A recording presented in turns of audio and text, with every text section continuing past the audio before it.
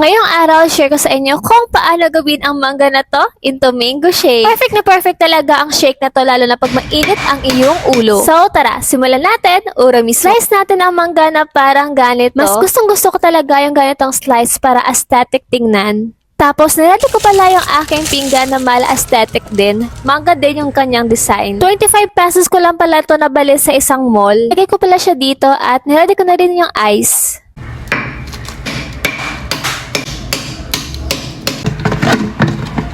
Ang UA blender pa lang ginagamit ko. 1.5 liter na siya at napakadali talaga niyang gamitin. Free shipping din siya nationwide. Naglagay na rin pala ako ng ice at saka mangga. Tapos, minix-mix lang siya konti. Naglagay na rin ako ng gatas pa konti-konti lang. Sa gatas, kauba talaga recommend ko. Napakamura niya talaga kasi at saka masarap. Nilagyan ko rin siya ng condensed milk. Mga 1 tablespoon na condensed milk ang nilagay ko talaga dyan.